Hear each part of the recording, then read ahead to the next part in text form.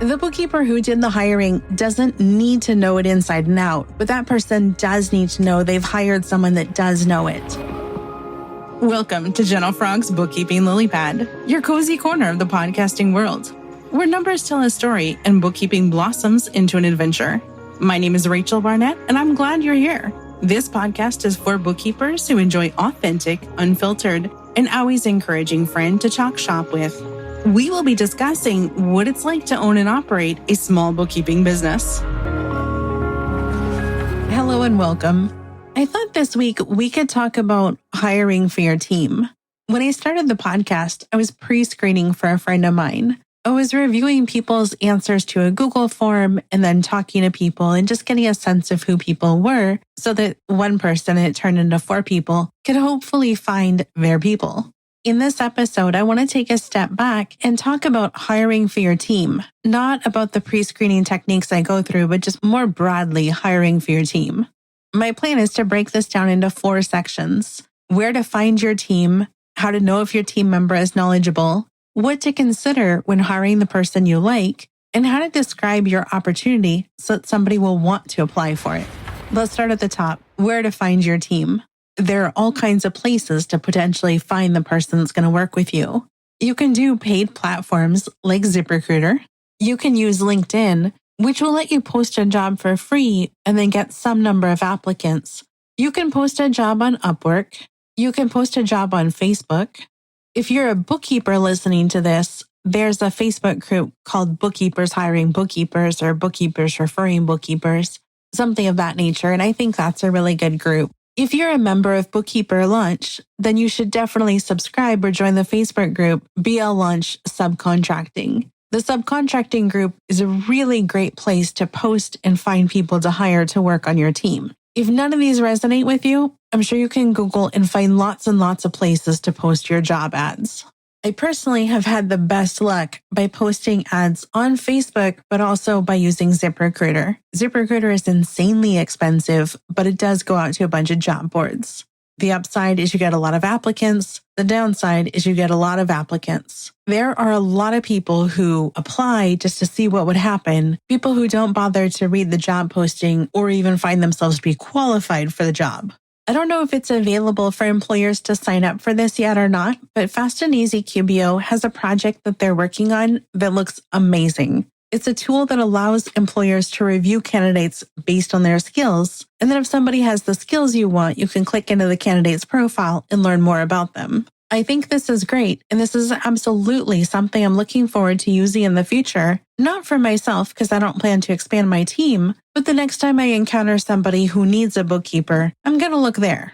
Let's assume that you found a bookkeeper and you want to know if they're knowledgeable. There's a handful of ways to find out. First of all, this tool from Fast and Easy QBO, fantastic. Other things you can do is you can test them. Do some sort of hands-on demo like I do. I get people on Zoom, I share my screen, I ask them to go through scenarios and to show me they can do the things. I'm asking for the things that would be typical that I'm going to ask that person to do if they got hired. What I need to know is if they can do the things I need them to do, and if they can't, how do they deal with it? Do they fake it? Do they ask for help? Like, what's their approach? Sometimes when I hire for people, I need the candidate to be comfortable and proficient with QuickBooks. Other times when I hire for people, I need the candidate to have the confidence to say, I don't know, but I'm willing to learn. I'm never willing to hire a candidate that is going to try to fake it and make a disaster out of the books.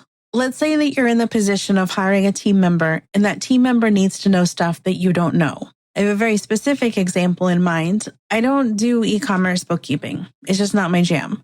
Let's say that I went out and found somebody who knew e-commerce or said they did. Before I hired them, I'm not going to look at their resume and I'm not going to listen to their fancy smooth talking words. What I am going to do is ask them to describe for me a concept about e-commerce. If you spend any time on Reddit at all, you'll understand, explain it to me like I'm 5. Let's take this example and run with it. Let's say that I wanted to hire someone who knew e-commerce. I don't know e-commerce, so I have no way to judge their knowledge. I might ask them, can you walk me through the flow of how I would record Amazon sale? Can you tell me any of the pitfalls that I should be watching for? What I'm going to do in advance of asking the person to walk me through the things is I'm going to Google a little bit. I'm going to get some tiny bit of information. I'm going to listen for the candidate to explain the things that I saw in the highlights. I'm not expecting the candidate to read my mind, and I'm not looking to catch them doing something wrong. What I'm looking for is, can they explain it, and do I have confidence that they actually know it? Or are they just going to try to fly by the seat of their pants and say, oh, well, you just record the sales and take off the fees and that's that. And man, I tell you, if e-commerce was that simple, it wouldn't be a niche.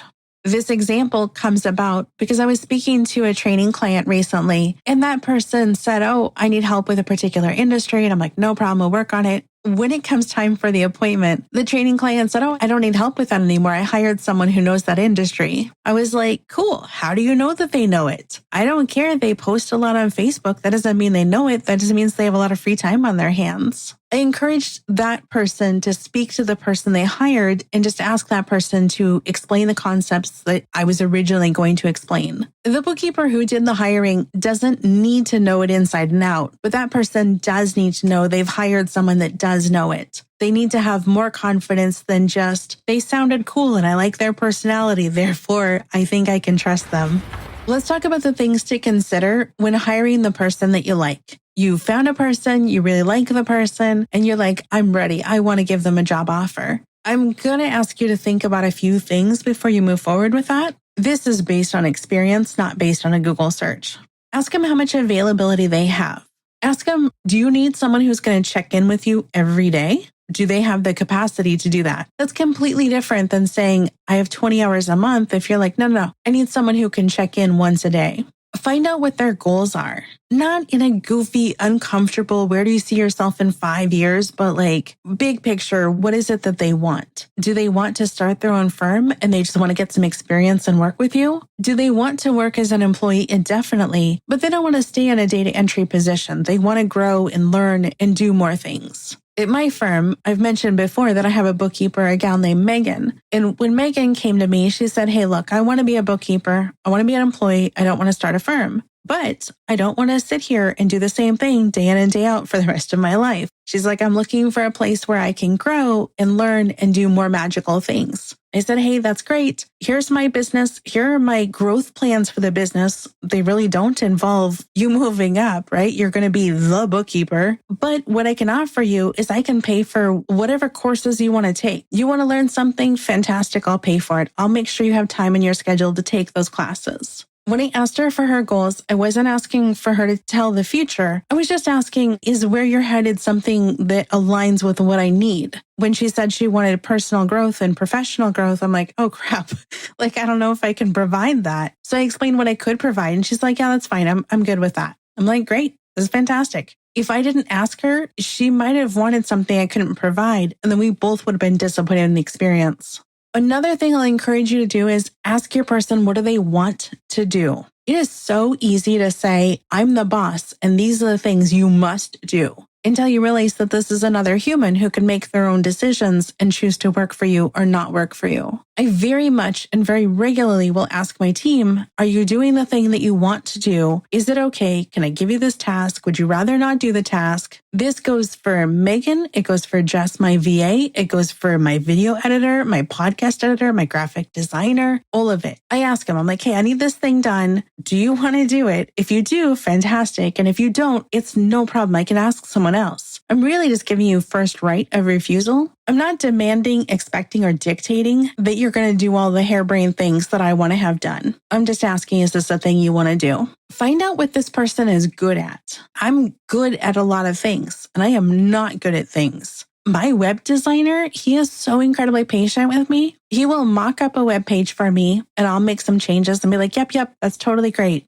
Within about 24 hours, I have gone in there and I have made a huge disaster out of his work. And then I have to message him and be like, hey, Aaron, my bad. I am not a good web designer. And I went in there and I fiddled with things. I need you to make them better again. If you were to hire me to be on your team and you said, hey, look, I need you to do some bookkeeping and some content creation and like a little bit of web design on the side, I would tell you that I can do some of this and I really should not do other things. It's not within me. You'll want to ask your candidate, how do they best learn? This is both useful for you to know how they best learn, but also useful for you. Does the way that they best learn align with the way that you best teach? I took a job a couple years ago when I moved to Canada. I needed to learn specific things in order to be effective in my job. It turned out that my manager didn't teach the way that I learned, which meant we just kind of modified my job description so I didn't need to learn or do those things. I was lucky. I was really fortunate that I had the ability to pivot what I was doing. But if it was a smaller business or if I really, really had to do those things, this would have been a very difficult and challenging experience because our methods weren't aligned. Let's talk about how you're going to describe your opportunity so that somebody will want to apply to work with you. This is valid for contractors as well as employees. Ask yourself, can you pay this person a living wage? If you cannot pay someone a living wage, this is a great time to reevaluate pricing for your clients or your business model. Are you looking for a contractor or an employee? This isn't based on your desire to declare them one thing or another. You really want to look at the Department of Labor regulations for the state where the human lives. What kind of benefits are you offering? With my team, they get benefits of education. You want to learn something? I'll pay for it. You want to volunteer? I'll pay you your salary while you go volunteer. I'm of course paying people vacation and birthday pay. The same rules apply for my contractors as they do for my employee. Team culture is a big thing, especially because many of us are remote. So you want to think about, how does your team communicate? Do you have regular Zoom meetings? Do you upload a video describing how your week has gone? Do you guys use Slack? It's not up to me to judge how you communicate, but I encourage you to let an applicant know, hey, this is our culture and here's how we maintain it and here's how we communicate. Speaking just for myself, if I had to get on a weekly chit chat, Zoom call, meeting, whatever, I would probably avoid that job. It's not in my personality.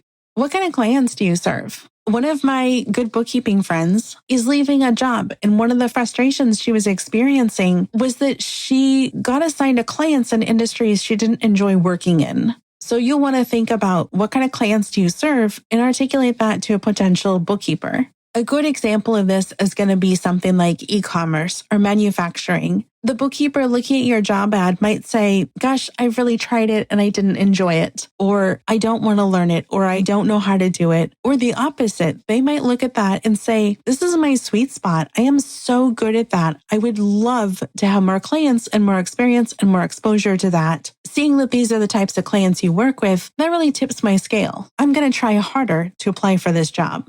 If you're listening to this and you're an applicant and you're someone who's considering going to work for someone else, whether it's a W-2 or a contractor position, my biggest advice for you is to please look at and follow the instructions in the job posting. I will regularly post jobs and opportunities in various Facebook groups. The way that I lay it out is I will describe what I need. So I'll say, hiring, I need a person to do blah, blah, blah. Here's my time frame for it. Please, if this is something that sounds good to you, let me know your availability for ongoing or a specific duration, and let me know what your rate is. I did this not too long ago. I had 7 people DM me. Out of the 7 people, only 1 person gave me availability and a rate. I hired the 1 person. I didn't even care what her rate was. I was like, I need this done, but I also need someone with attention to detail who can follow directions. This isn't even as complicated as a job ad that has a secret word in the middle. We're talking like a 1-paragraph post for a simple thing. I never want to make anyone feel bad, so I don't tell people like, hey, look, I'm not going to hire you because you didn't follow directions. I'm just going to say, cool, I'll get back to you.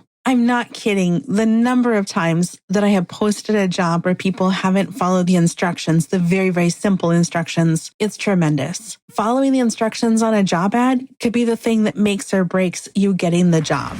I think we can turn this into a pretty good discussion in the Facebook group, Gentle Frog's Bookkeeping Lily Pad. What I would love to know is, where do you find people when you're looking to hire? It's going to be beneficial for anybody who is looking for work to know where to go to find people. I said in the beginning of the call that I really like the Bookkeeper Lunch subcontracting group. I'll gather up links for places that I like, such as the Bookkeepers Referring Bookkeepers or Bookkeepers Hiring Bookkeepers, whatever it is, in addition to the other more obvious ones like Indeed and ZipRecruiter. But again, I would love to hear from you guys. Is there a place that people should know about? And then later, when Margie's Fast and Easy QBO becomes available for people, and I don't know when that's going to happen, I'm definitely going to put a link to that. And if that happens before this is released, it's going to go in the show notes because it is so good. I got a chance to preview it today, and I sent the world's longest email, just notes and gushing. I hope this has been helpful, and I hope to see you around.